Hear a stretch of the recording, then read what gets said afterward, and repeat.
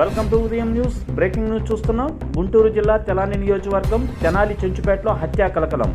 తెనాలికి చెందిన పండ్ల వ్యాపారి హత్యకు గురయ్యాడు. తెనాలి చెంచుపేట భాను టీ స్టాల్ వద్ద పండ్ల వ్యాపారం చేసే షేక్ రబ్బానీపై సాయంత్రం తన సమీప బంధువు పండ్లు కోసే కత్తితో దాడి చేశాడు. తీవ్ర గాయాలైన షేక్ రబ్బానీని స్థానికులు హుటాహుటిన తెనాలి ప్రభుత్వ జిల్లా వైద్యశాలకు తరలించారు. చికిత్స పొందుతూ కొద్దిసేపటి క్రితం రబ్బానీ మృతి చెందినట్టు వైద్యులు నిర్ధారించారు. కుటుంబ కలహాల నేపథ్యంలో పాండురంగపేటకు చెందిన గౌస్ భాష హత్య గావించినట్లు 3 టౌన్ పోలీసులు తెలిపారు. నిందితుడు పడారిలో ఉన్నాడు. కేసు నమోదు చేసుకున్న పోలీసులు దర్యాప్తు వేగవంతం చేశారు.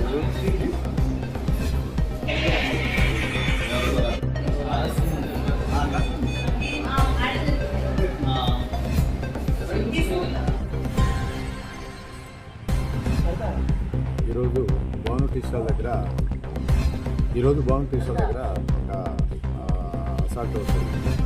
దాంట్లో ముఖ్యంగా ఏంటంటే చనిపోయిన అతను రబ్బాని అతనికి వాళ్ళ సిస్టర్ ఉంది, వాళ్ళకి ఒక కూతురు. వాళ్ళ మేనగోడలు రబ్బాని యొక్క మా మేనగోడలు వివాహ సంబంధం ఉంటుంది. మ్యారేజ్ సంబంధించిన ప్రాబ్లం ఉంటుంది భర్తతోటి. భర్తకి ఈ అమ్మాయిని ఫ్యామిలీకి పంపించేది అంటే భర్త దగ్గర పంపించాలంటే అతనేమి చేయకుండా తాగి సరిగా పనిచేయడు, పోతాడు, లేకపోతే లేదు, తాగి తిరుగుతూ ఉంటాడు. భర్త దగ్గర పంపించాలంటే కనీసం రోజుకి కనీసం ఒక 3 నెలలన్న ఆ అమ్మాయికి ఖర్చులు కన్నా ఇవ్వాలి కదా, సంపాదించాలి. కానీ ఆ అమ్మాయి వాళ్ళ మేనమామ చెప్తాడు. చెప్తే ఈ మేనమామ సపోర్ట్ వల్ల ఈ అమ్మాయి నా దగ్గర రావడం లేదని మనసులో పెట్టుకొని దాన్ని తీవ్రంగా భావించి ఈ గౌస్ భాష అనే అతను నిందితుడు రబ్బానీని ఫ్రూట్ స్టాల్ దగ్గర ఉండే కత్తి ఉంటుంది, ఆ కత్తి తీసుకొని పొడి చేయడం జరుగుతుంది. ఇవే కారకుడివి భార్య నాతోటి ఇంటి దగ్గరకు వచ్చి నాతో కలిసి ఉండకపోవడం గల కారణం చెప్పి వాడు